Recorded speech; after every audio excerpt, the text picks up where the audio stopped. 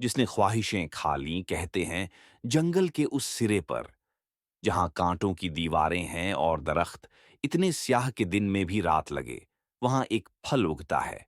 एक ऐसा फल जो किसी गिरे हुए सितारे की तरह चमकता है। वहां कोई नहीं जाता, पर एक रोज एक भूखी लड़की भटकते हुए वहां पहुंची।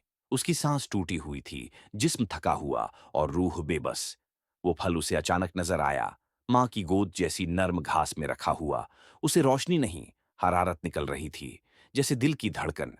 पास ही एक दरख्त के तने पर नक्काशी थी, गहरी और सजीली। एक काट, वन विश। उसने सांस रोककर पहला बाइट लिया। सोना, उसने धीमे से कहा, और तभी उसके दामन से सिक्के गिरने लगे, चमकते हुए, खनकते हुए, जैसे किसी जादू की बारिश। वो हंसी, एक अजनबी हंसी, जो जंगल में गूंजती चली गई। फिर दूसरा बाइट लिया। हुस्न, उसके बाल चांदी जैसे चमक उठे, आंखें बैंगनी हो गईं, जैसे जामुन में चमक भरी हो। पानी के छोटे से गड्ढे में उसका अक्स अब परी जैसा लग रहा था। फिर तीसरा बाइट। ताकत।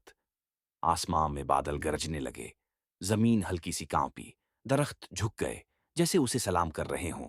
मगर फिर कुछ बदलने लगा।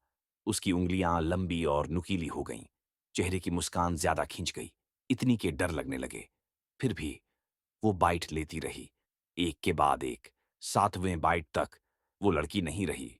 वो अब कुछ और बन चुकी थी। कई दिन बाद एक नया मुसाफिर उस जगह से गुजरा। उसे वहां एक बड़ा सा दरख्त मिला, जिसकी शाखों पर वही चमकता हुआ फल लटका था। तने पर किसी का चेहरा उभरा हुआ था, आंखें खुली हुईं, होंठ मुस्कुराते हुए।